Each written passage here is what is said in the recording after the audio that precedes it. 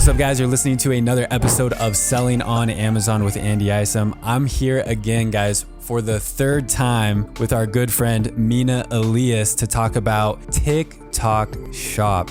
Mina, thank you so much for jumping on the podcast again. Thank you for having me again. I know we missed our lucky streak of the 08s, but we're back at it. And I have a lot of cool stuff I want to share today.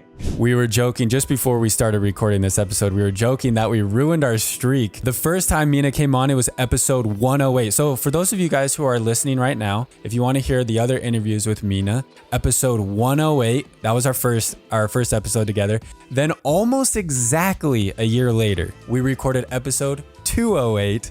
Now we're on episode 351. So again, we both got busy. We kind of, missed the streak, but that's okay. We're still super stoked for you to be here, Mina. And you are by far the most listened to guest on my podcast. So that's another cool feat here. But guys, we're going to talk about TikTok Shop. And I'm actually stoked to talk about this topic because this is something that I'm still trying to figure out and I'm still diving into. But Mina's had a lot of good experience and success with TikTok Shop. So Mina, talk to us a little bit about, why we should be investing in TikTok Shop as part of maybe our Amazon business strategy too. Dude, great question. And if you guys know me, I shoot first, ask questions later. I just go head first into things. And I'm, my thought process is I'm not going to think and try and solve a problem. I'm just going to do something and then get an immediate reaction. Is it the right thing or the wrong thing? And then course correct like 100,000 times. So that's why I've been able to kind of get some results with TikTok Shop, is because I just decided to jump on it and,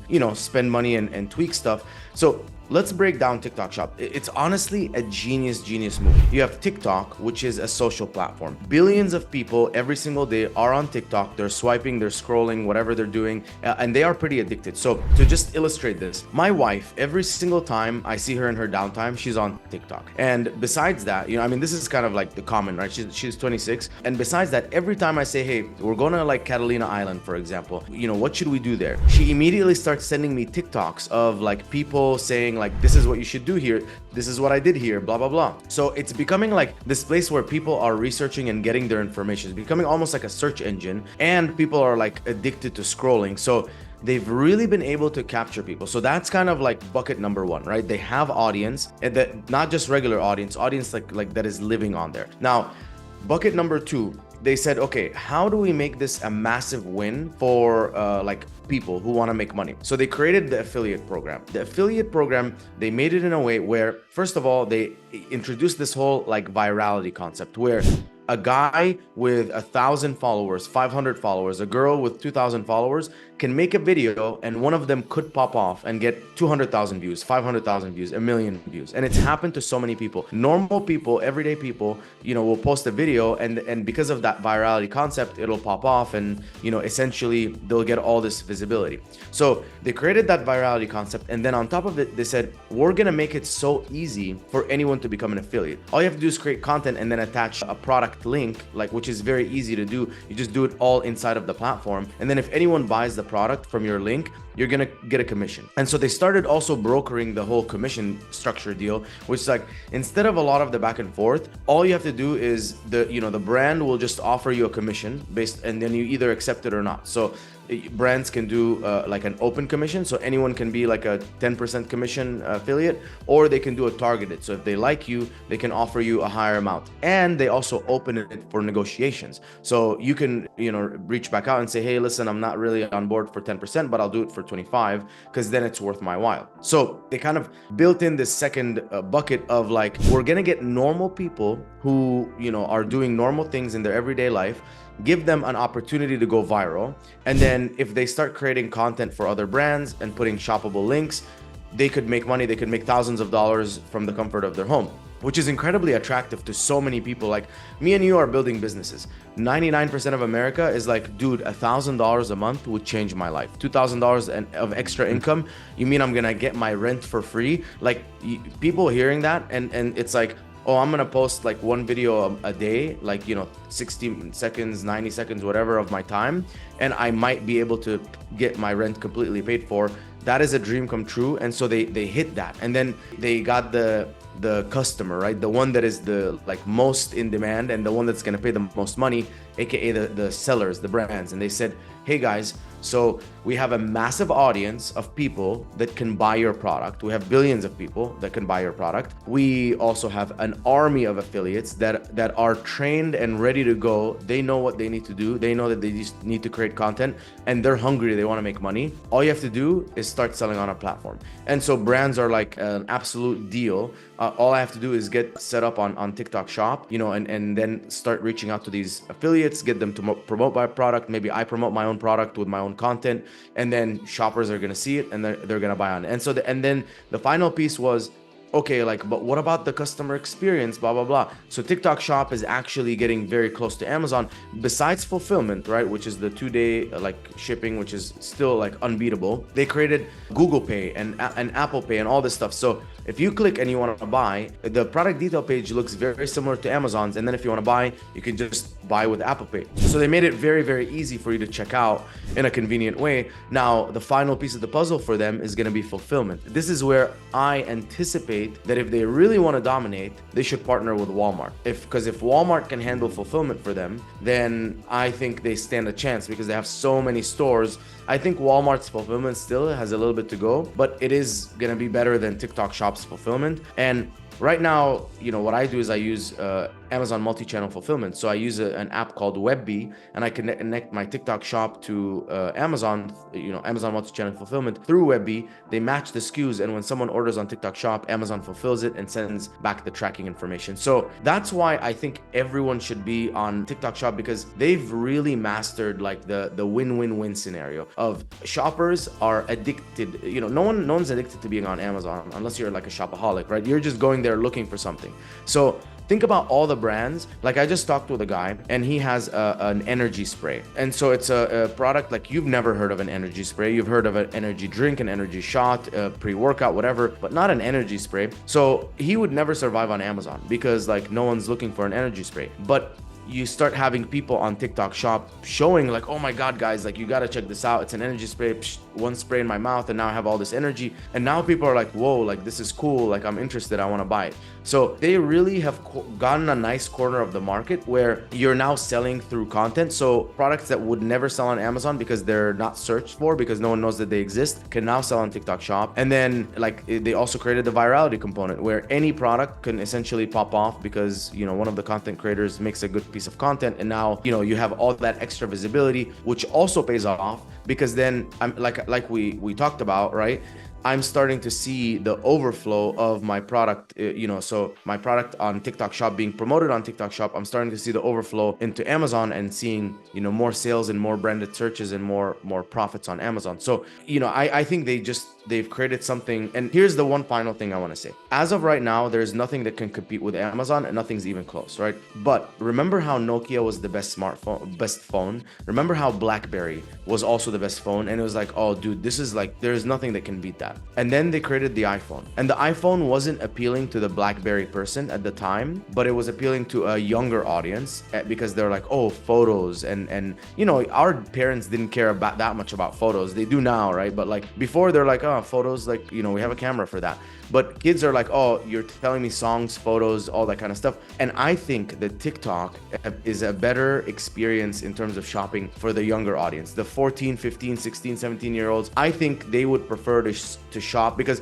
like I'm telling you with my wife, she's just everything. She's always listening to all these people talk on TikTok and like getting their opinion on like what, hair product should I use or whatever. I think that's how people are starting to shop, the younger demographic. And I think that's the only real threat to Amazon, is not that you are going to become any less of a marketplace. You are definitely the best marketplace. Amazon's hands down the best. But what if people decide they don't like to shop through marketplaces anymore? They like to shop through social shopping. Then it's a blue ocean, and no one's really dominant. And the number one dominant force right now is going to be TikTok or TikTok Shop. So I have a question about that. This is a question that has come up to me before, is what types of products do you think will do well on TikTok Shop? Or I guess another way to ask this question is, are there any products that you think are not worth it? Or should you promote all your products on TikTok Shop? Yeah, very good question. I get this asked all the time. Now, there's a few ways I'm going to answer this. So first of all, the things that I'm seeing usually work well is the stuff that is like easy to create content with.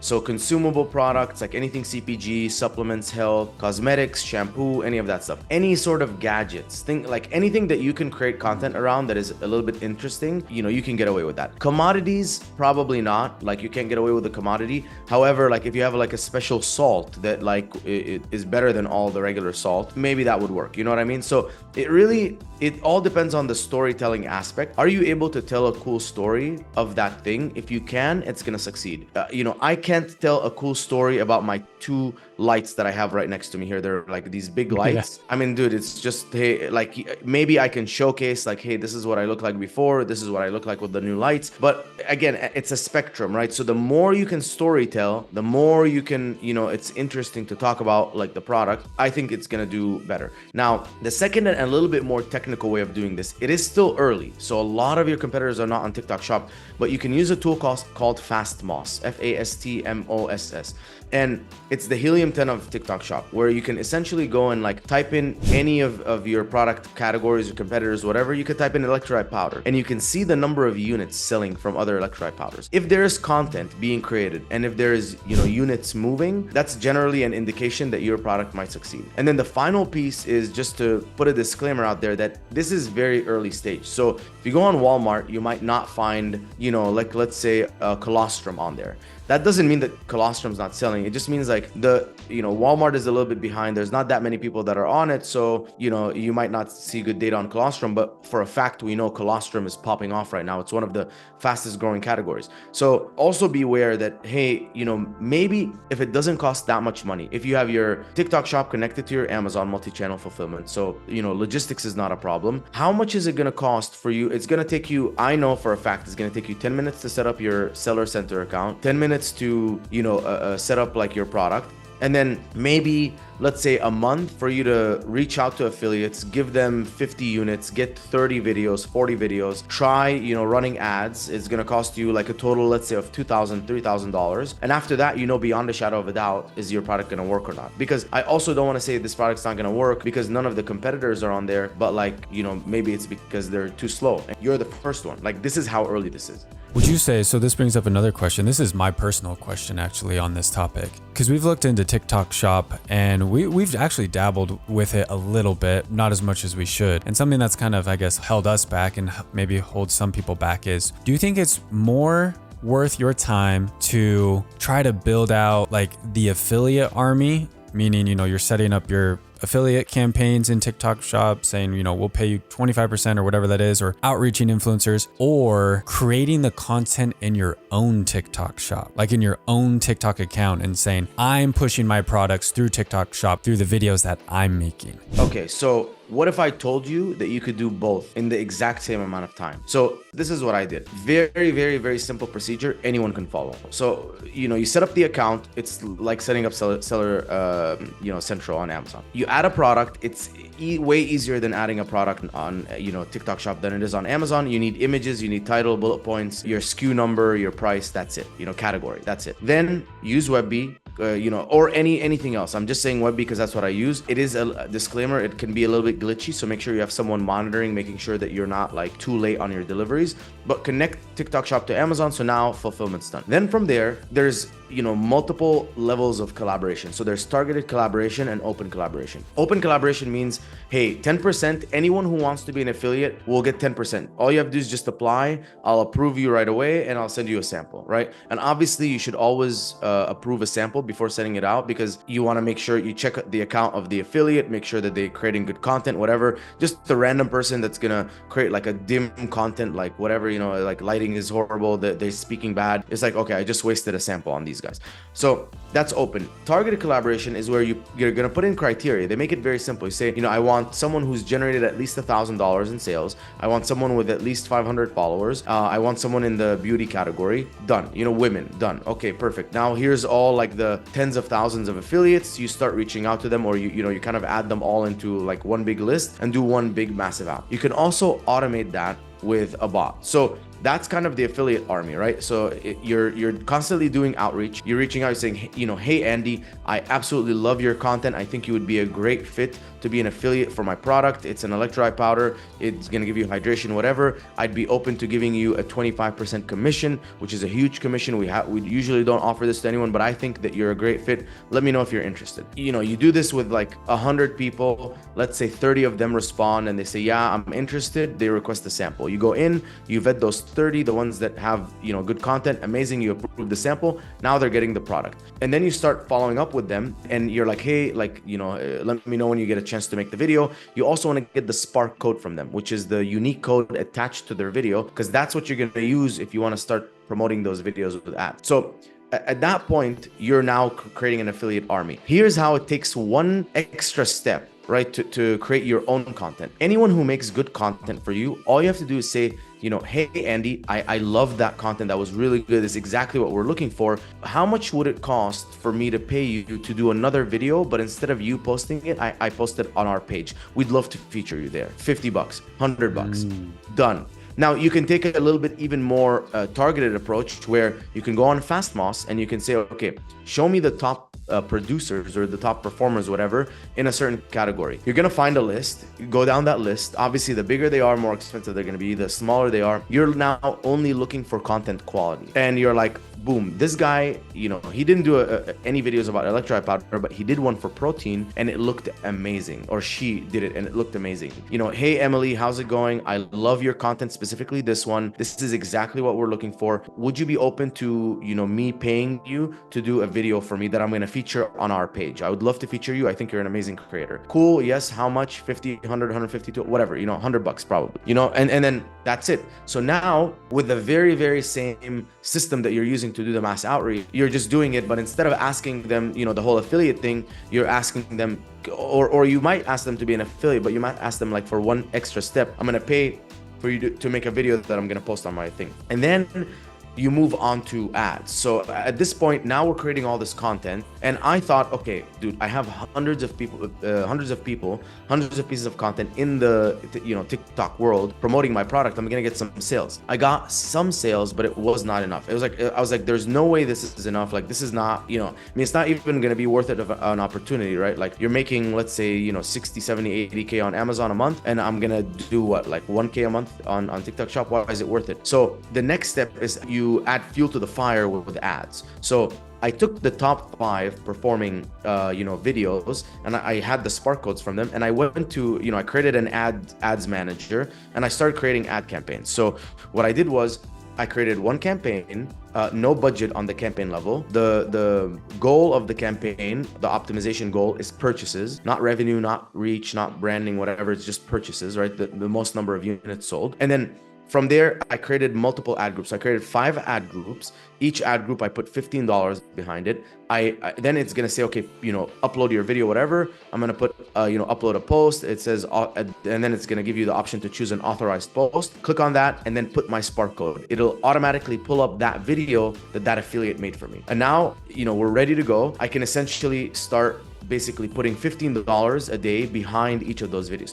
So I'll do that, and then I'll start seeing which of those videos is performing the best, which one has the at least a 1% click-through rate or more, frequency, like a low frequency, right? If you start seeing a frequency of like closer to 4 or 5, that's a person is seeing the video too many times. Usually that will happen with the retargeting campaigns, which I'll talk about in a second, but essentially you should be fine with frequency. And then once you find a video that's starting to convert, you're like, okay, amazing. Create a new campaign with one ad group. Again, same exact thing. Now, bigger budget. And one more thing is go into analytics, audience insights, and look at the audience insight, like the audience kind of, like, is it what age, what gender, whatever, that is resulting in the most conversion. So for me, I found that it was ages 44 to 64 that resulted in the best conversions for me. So I recreated the you know, the video, like I recreated the campaign, one ad group, that video, bigger budget. And instead of just showing it to everyone, it was equal men and women. So I showed it to men and women, but ages 44 to 64. 64. And then I put like more money behind it. And that started, delivering a better ROAS. Now, that's essentially kind of optimization. Is the video working? Great. Does it have a good ROAS? If it doesn't have a good ROAS, I can always duplicate it and then like eliminate the like audiences that didn't convert and just keep the ones that converted. If it's converting well, amazing, duplicate it, scale it, or even try and scale the campaign of the existing one. And I'm constantly like testing videos and trying, because it's again exactly like keywords, right? I'm just trying different keywords, I'm trying different videos. And it's a combination of like your affiliate army creating a bunch of videos for you, but also your targeted army, right? The top producers that you're gonna pay maybe $100, $200 for, but they're gonna make a sick ass video and it's gonna convert way better. And then obviously you wanna be getting reviews. At the end of the day, don't forget, this is just visibility. People still have to go onto your page, see your images, they have to look good, and then they have to see that you have a bunch of reviews. And if you do that, that's when you start scaling. And then the beautiful thing about TikTok Shop is that you can also do retargeting. So you can go into, audience manager, create a retargeting audience. So people who viewed but haven't purchased, and then create a new campaign that's simply like the audience is retargeting multiple videos so they can kind of see all these different videos. I would probably put your best quality videos there. And then if someone sees, the ad or click, or, they see the ad, they click on the listing, but they don't convert, they start seeing other ads. And it all looks supernatural because it looks like, Andy Isom is the one who made this video and he's just talking about my product. It's not like, it's showing up from a brand page. But that is the power of TikTok Shop. Literally everything that I told you does not take more than an hour a day to run. And so it's like, if anyone's saying like, should I do this or should I focus on Amazon?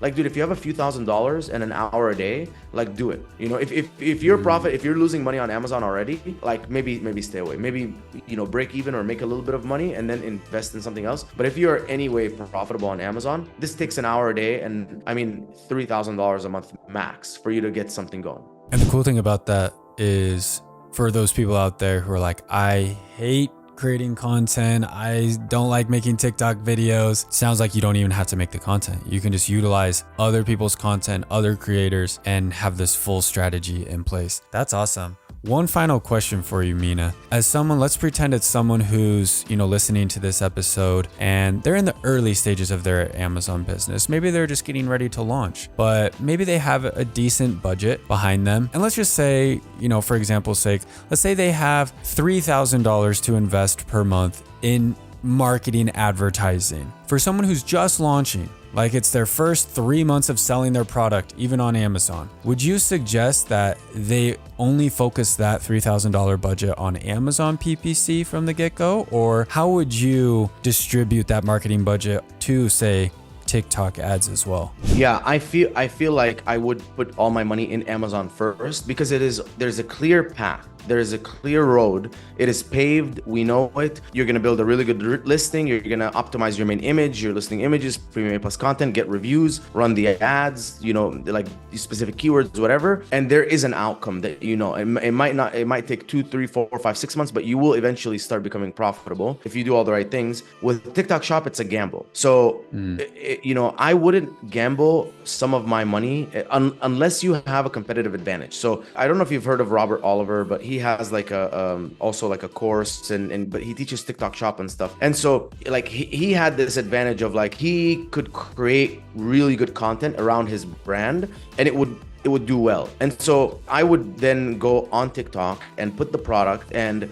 you're not really spending money. You're actually, yourself creating that content. It's free. It doesn't cost any money. And some of it's popping off. Some of it's driving, some sales. And then you're like, okay, this is a good video. Let me put a little bit of, $15 a day, $10 a day behind it, right? Because there's a little bit of a competitive advantage here because you're the creator. So you're able to actually create marketing for free, as opposed to, on Amazon, you have to pay for everything. But if you don't have any advantage, if you're like a faceless brand or anything like that, or you're like me and I'm like, dude, I really am not a person that can sit there and create like engaging. I'm amazing at educational videos, but I can't create like this engaging like TikTok content. For me, Amazon would be the path to go because it is clear cut. I know exactly what I need to do to go from zero to break even to profitable. That makes a lot of sense. I mean, that's similar to what I've told people, pre-TikTok Shop is, people say, hey, should I spend money on Instagram ads and Facebook ads? And I'm like, I wouldn't even mess with that until you've got Amazon dialed in, because, shopper intent on Amazon is way different than shopper intent on Instagram. So if you can't convert people through Amazon PPC, it's going to be tough to convert people at a decent ROAS on Instagram, just knowing kind of the nature again of the buyer intent. Mina, it's been a pleasure, man, having you on the podcast again. It's fun to see how these strategies have evolved and continue to change. I mean, 2 years ago when we first were talking, TikTok wasn't even a thing, or TikTok Shop wasn't even a thing. So it's cool to kind of stay on top of these new strategies, new trends, new things that are working. So again, appreciate it. Guys, I'll put some links again to Mina's content, so you can go check that out. He's got a lot of good content, podcast, YouTube channel, all sorts of stuff to help you guys crush your marketing and your e-commerce Amazon businesses. Love it, man. And thanks for having me again, Andy. It was a pleasure. And I'll stay on top of the strategies and keep sharing them. All right, brother. Okay, take care.